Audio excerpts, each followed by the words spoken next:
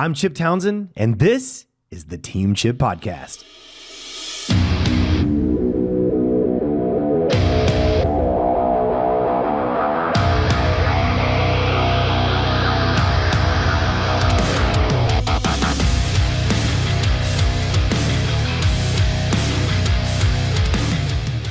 Hey guys, welcome back to the Team Chip Podcast. I am pumped to be here with you today.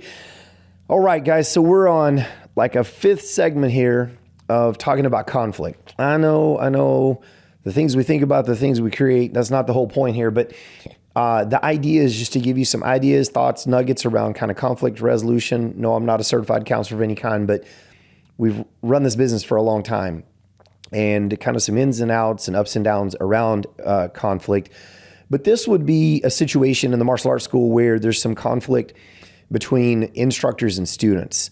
And it's so important in these situations that we maintain, utmost respect and keep authority boundaries clear. I know that authority is not the most important part of being the leader at all. It's influence and relationship, but we do want to keep those boundaries very clear. And why this matters, your students sometimes, especially your young students, you guys know this, they'll test your boundaries. Like those little guys, they'll kind of pick and poke and not do what they're told, or maybe step out of line or touch people, things like that. They're gonna always test those things. And how we respond to that sets a big tone in our culture and how people see us and respond to us. And our authority and culture depend so much on us being very calm and having, really clear leadership. So, one of the goals is to, equip you to lead in those conflict moments with, confidence and clarity, and come out with again, a positive culture and a strong outcome. So, some reasons why student-instructor conflicts can happen, maybe it's, discipline issues like, refusing, a kid refuses directions. You ask them to come over here and they won't come over here, or they're talking back. Maybe that's allowed in their home. I don't know. A lot of times I think some of this is stemmed from the socialization that they get, the nurture that they get from outside your organization. And that's why it's so important that we're really good at what we do to help to maybe correct and curb some of those negative issues that they may have out there socially. Maybe the students, frustrated with the feedback. Maybe, you're having to make some corrections and they're not where they should be, or, maybe they're overstepping their boundary or something, but you're having to give them some feedback. And so they can buck you a little bit whenever they don't like the feedback. Maybe it's just, and this one I think is kind of rare, ego got out, like my ego's gotten kind of big and I'm maybe overconfident, and maybe I feel like I'm too big for your feedback. It happens sometimes, and that one's a little bit rare, but we've got to be aware, so that's another reason that kind of that student instructor, I'm trying to help you. I just see it as I want to help you. I want to give you some feedback, but you're not receiving it because you think you're, maybe a little too big or too good for that. So another thing can be our fault, inconsistent instructor standards, inconsistencies in communication and protocols and boundaries, et cetera, on our parts. Why we've got to make sure those are very clear. Another reason can be, personal struggles at home. I've said it before, maybe a kid comes in and they're being a little rebellious or non-responsive or whatever. And, you talk to them a little bit and find out that, their kitty cat passed away that morning. You go, holy cow, they're kind of heartbroken. But the parent doing what they should be doing is trying to keep their schedule normal and kind of keep life moving. They're going to have to get past that and move on. So, one of our mindsets here is this is not about winning. It's about reinforcing the school standards, maintaining a lifetime student that you can respect and they can respect you. But remember, this is not a game of win or lose. So, when these conflicting situations between a student and an instructor come up, and one of the biggest things we can do is stay calm. Don't match their energy, especially if they get a little riled up, which, and again, the riled up part's a little rare. Usually, they're more disappointed or kind of brokenhearted or kind of put up a bit of a barrier and just won't listen or something. But, don't match that energy. Continue to be graceful, be kind, approach it with a smile. Don't be harsh. This is really hard, but one of the things we preach to our guys all the time is no matter who it is, every day is a new day. And see them with a 10 on their head, the scale 1 to 10, 1 bad, 10 the best, see them with their best. And when you can see people at their best and see their potential, it makes it a little easier to be patient with them and be graceful whenever you're handling those situations. but you also need to be, be firm sometimes. I just rings in my head. I've said it in the podcast before, but my mom's words of firm but fair. When that little bit of conflict comes up or they're bucking the system, sometimes we got to be firm. We got to use a firm voice and a firm stand, but kind of a neutral tone, not a, hey, you, it's your, like attacking them, but just make sure that we're calm, but yet firm. Firm shows confidence too. And I'm going to stand my ground and my boundary, and we're going to get this done. Body language, tall and steady and respectful. And I don't mean tall, like 6'5" tall, but stand up straight and be steady and show respect, but be confident in your posture. Remember, we are the thermostat, not the thermometer. I stepped in and taught a class last night just because I wanted to and hadn't in a while. And, after one of the instructors came to me, I was like, hey, I saw what you did. You came in and immediately you were the thermostat, not the thermometer, and the whole place changed. And it was really cool to see. But just remember, in those situations, we are the thermostat, not just a thermometer. Now, I need to be a thermometer in that I need to pick up that the temp's off with something, right? But I need to be the thermostat in that I need to get control of the situation, for lack of better words, and control the hot or cold of it and make sure that we get through this situation. We also want to make sure that, and I've said this again, it's really kind of the core concepts to solving any of these conflicts are pretty much the same. Calm, patience, get some intel, pull people to the side and kind of have a one-on-one and give them a chance to open up and speak to you. Don't be accusatory, all those things. But one of the big situations here, whenever you're dealing with a student, especially young students, is don't embarrass them. Public praise, private reprimand. I'm going to say it again, publicly praise, privately reprimand. And that can be hard, especially if you're getting a little emotional and they're riding the edge of your, for lack of better words, your nerves pretty hard. But you need to make sure that we are conscious of, we share praise publicly, and if we're going to reprimand, we're going to deal with an issue, let's try to take that a little more public. Now, if it's a minor thing like, hey, little, Susie, get back in line, ma'am, or, hey, you stepped out of line again, that's minor. You can make those adjustments publicly. But if it's a big thing where little Susie or Bobby's done something really bad, we need to privately handle that. And if it is major, pull him to the side and make it a private thing. Another thing that's huge in this kind of conflict student to instructor, when you're dealing with kids, I am 6'3", and so when you're dealing with kids, I can't state the importance enough of get on your knees and get eye to eye with them.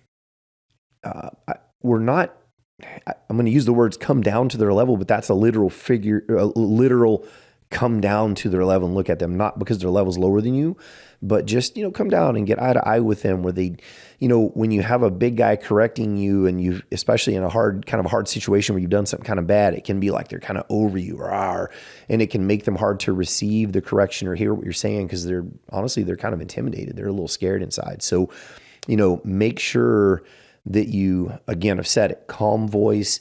Hey, let's talk about that. What just happened? And ask them the question. A lot of times when kids go wrong, or adults too, I'll just ask them, is that the correct way to handle this? And just pause, give them silence and let them think, gosh, I got upset and punched my buddy. No, that's not the way I should have handled that. And if they don't give you the correct answer, sometimes it's because they're a little hard-headed and they don't want to, ask again. Are you sure about that? And try to make it conversational and try to help them to think through and problem solve instead of just telling them you did this, and you're wrong and boom, fix it, right? Let them think through it. So again, I think it's real important that we're as neutral as possible when we approach it, but we ask questions to lead them to think. And remember, in this situation, applying some sort of discipline, it should be a correction thing, not a shame thing. We don't ever want to shame them. That can be really, really, really tough. So, if the situation is minor, a lot of times, I hate to say the word pride, but I've always taken a little bit of pride in being able to look at a kid, just kind of like look at them and they go, ooh, I misstepped, and correct, right? So that's minor. For me, they're in line and they all should have their left foot forward in their little fighting position and one comes up right foot forward. The first time, especially if they're pretty new, I might say, hey, bud, make sure you switch feet. You got to keep your left foot forward. They come back through the line the second or third time. I just look at them and pause. It's just eye contact. Maybe a quick verbal cue like feet, look at their feet. And they go, and they switch their feet. So I think it's important as leaders that we can cue people just with our look, with our expression, be expressive, that physiognomy, your facial expressions, and have them learn how to read. And you kind of think, well, gosh, that's arrogant of you to want to, adjust people just through your face. It's actually not, because what we're doing is we're teaching them to walk in the room and read the faces and understand, is someone heated in that corner? Do I need to be aware of what's going on there? Is everybody happy in this room? We're teaching them how to have initiative and how to read the room. If it's a medium situation, maybe it's the third time that you've asked them to correct something, or they put their hands on a kid 2 or 3 times, whatever that situation might be. Now, keep in mind, this is not they're throwing a technique wrong. Okay, we don't want to punish them for throwing a technique wrong. We just help them make adjustments on the technique, but they're doing something that they're not supposed to be doing. Hands on, they're talking out when they shouldn't be. It could be all different kinds of things. But say it's kind of a medium level thing. Pull them to the side and have a private little correction like, hey, bud, should we act like that? Should we be saying that or putting our hands on people? And if that doesn't work, hey, man, slide out to the side and give me 5 push-ups and think about what you're doing, and let's make sure that we're good.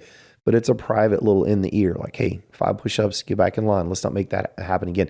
And even if we need to, maybe slide them off the mat for, 5 minutes. Let them watch the other kids having a good time working and have them just sit right next to you and watch. Just give them a little cool off time, then ask them, hey, would you rather be sitting here, or would you rather be having a good time in line and learning and growing and getting strong? Usually they say, I want to be in line, learning and growing and getting strong. And then if it's more serious, right, something a little higher level, side conversation again, but this time maybe we bring the parents in like, hey, guys, I need you to know. Now, I will say most corrections I do, small things like, correct foot forward, little stuff, I don't worry about talking to the parents. And it's also, in my humble opinion, best if the parents are right there watching it. And I never had a correction from a parent. Like if a parent's sitting there, I make that correction in front of everybody. Now, let me back up. I am saying publicly praise private whatever, man. But I do it in a way that the parents can see and understand what I'm doing to the best of my ability, right? So if I pull the kid out for a private talk, I'll pull them over next to the parent. I may not involve the parent, have a quick talk with them where the parent can kind of hear, then bring them back. So I am still, public praise, private reprimand. But if it's real serious, you definitely need to get the parents involved and let them know, hey, little Susie today did X in class, and I had to, squeeze her a little bit hard about that. But I need to make sure both sides of the story, because sometimes little Susie will get in the car and only tell her version, and then now you have an upset parent. So any kind of corrections, for the most part, it's really a good idea if the parent's there to let them know out the door, hey, had a great class overall, but a couple of times I had to make this adjustment. And so they're on the same page and they understand what's going on. But remember, if it's minor, just a little eye contact, maybe a quick verbal cue. If it's a little heavier, a little private, maybe, hey, just get some push-ups or get a couple of burpees in and get back in line. Or even setting them to the side a little bit and letting them watch next to you as the other kids are doing something, a little cool off time. And if it's pretty heavy, right away, pull them off to the side, get the parent involved if they're there. Remember, just kind of match the moment, what's needed, and do not over or underreact to the situation, especially overreact to it, right?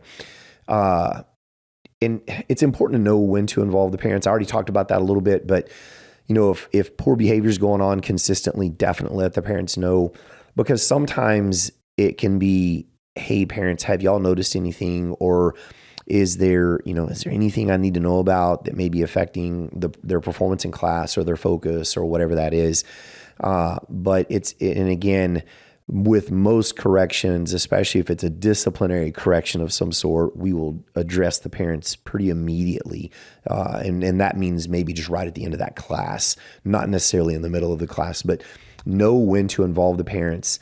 And when you do address the parents, I highly encourage you to frame it as teamwork. We're working together. I'm on your team, parent, but I had to do A, B, and C today to get them back on track, or to make sure that they were on their task or whatever, and make sure the parent knows. I've used that. I've used the idea that we're kind of almost in this is going to sound weird, but kind of in a three-way marriage, right? Your husband or your wife, and then me kind of as a third party here, in that we all want the same thing for your child. We want them successful and independent, strong, and to have good initiative and hard work ethic, good work ethic and all these things. And make sure that you frame it as we're a team. We're a team with the same mission and direction for your child, and get them involved. Your parents are like your partners. They're not your adversaries ever. They should never be adversaries, although they may come at you adversarially sometimes, but you just have to kind of diffuse and deflect and cool that off. But they're your partners, man. We're working together on this deal. This is not a you against me, me against you type situation. So, how do we prevent these missteps and conflicts? Clear expectations from day one. We've talked about this in some videos, and I've in the podcast here, and talked about it in some of the conflict podcasts. But from day one, we're setting expectations. Hey, when you park outside, here's how the parking works. Here's how the tag for your mirror works. So if we have a parking issue, we can get a hold of you easily. When your student comes to class, make sure they're a few minutes early and they wear the correct uniform and tie their belt like this. So there's a lot, but make sure we set that up from the beginning. Reinforce respect and discipline daily. And I think in the martial arts, that's kind of easy because we start every class with a structured lineup. Everybody in line, by rank, in your spots. Eyes on who, eyes on you, hands to the side. Standing at attention, nice and focused and strong. But establish that discipline and kind of respect early. And another thing we can do is use your mat chat time to teach kids about emotional control. We typically have set mat chats, and we even have themed cycles where an entire cycle might be aimed towards, having a kind of a warrior spirit or good perseverance or whatever that is. But sometimes in a class, there may be something that happens 2 or 3 times. You go, okay, this might be a good mat chat. I might tweak my mat chat today to feed into solving or helping to prevent this problem moving forward. But use your mat chats in that prevention of future conflict and teaching the kids about good emotional control. We've talked about it before, but EQ, emotional quotient, emotional intelligence, is way, way, way more important, believe it or not, than IQ, your intellectual quotient. And that's been proven over and over through the years. People who can connect and relate and are emotionally intelligent are very commonly the most successful people. Remember that prevention beats reaction every time, and kind of plug that word reaction in there on purpose because I'm not a fan of the word react to a situation. To me, that kind of insinuates kind of a knee-jerk, and you do something you don't mean to do. But really, prevention is good responses to what's going on when you have a situation or something go awry. So, as an owner tip for you guys, a martial arts school owner tip or a chief instructor tip, if, a parent complains about the way they've handled an instructor-student issue, don't ever just immediately throw your instructor under the bus. We've talked about it in some other episodes, but make sure you listen to the parent, be graceful, be neutral, but don't get on their bus and go, oh yeah, Instructor Bobby, I've just had trouble with him before, and we're going to have a talk, and make yourself look like this big authority and look good. Just be neutral. Hey, thank you for your feedback. I really, really appreciate this. And I'm going to look into this for you, and I'll get back with you and kind of let you know what's going on. And, but I think the big thing is have the back of your instructors. And if they have misstepped, it's okay to correct them. And it's okay to let the parent know, hey, we apologize. It was a misstep there. But a lot of times they haven't misstepped, and maybe they just need a little minor adjustment, or maybe they were just a little harsh in the way they said it. You can help them out. But listen, gather intel, kind of investigate what happens before you make a snap decision. Because unified leadership with the team builds and creates a strong culture, and culture is really kind of what it's all about. And remember, people don't quit jobs; they quit bosses, and they're quitting a boss because the culture is bad because the boss allowed it to be bad, right? So, anyway. Instructor-student conflict, just some ideas on how to notice it, things to look for, some ideas on prevention. Again, the little kind of bonus tip on, if a parent's having an issue with an instructor, don't just immediately throw your instructor under the bus, and don't throw the parent under the bus either. Don't go to your instructor and go, oh, that parent's really a pain in my neck. Just let listen to both, be neutral, and kind of find the truth and what's going on to the best of your ability so you can address it with some intelligence and logic. But some things that you can do and that we all need to do in these situations is stay calm, lead the moment with your influence based on good relationship, not just hammer authority, right? So stay calm, address things with respect. Even a young guy, I get on my knees and go, hey, sir, look at me, bud. Look at me in the eye. And let's talk about that. And let's work our way through it. And if it's a heavy situation, make sure that's private. Don't publicly shame anybody. And you prevent future problems with clarity of expectations and consistency in the way you handle things. Consistency builds trust over time. If I handle things with balance and grace and some love and humility every time, all the time, I'm able to, people know they're able to talk to me, then they'll trust. Like, okay, if something goes wrong, it's okay. I trust that we'll be able to handle and walk through that. So again, stay calm, address things with respect, and, prevent it with clarity and consistency in the way that you handle those situations. So, these are tough, man. These are kind of tough podcasts to do. It's been an absolute joy and a blessing to do them. If you have thoughts on these, you got feedback for me, private messages, DM me somewhere in Facebook or wherever. Let me know. But I'm thankful for all of you guys that are out there. If you're visual, jump on YouTube and follow the podcast there. Subscribe to our channels, please. Give us referrals. Write a review for us if you don't mind. We really need that. Hope you guys are enjoying this and got some nuggets. And again, just kind of harkening back to my mom's words.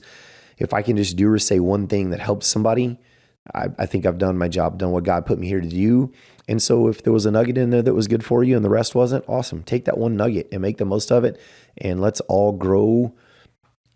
Rising tide raises all the boats, right? And let's all grow together and improve together and be our absolute best. Thankful for you, and I hope you guys have a great day.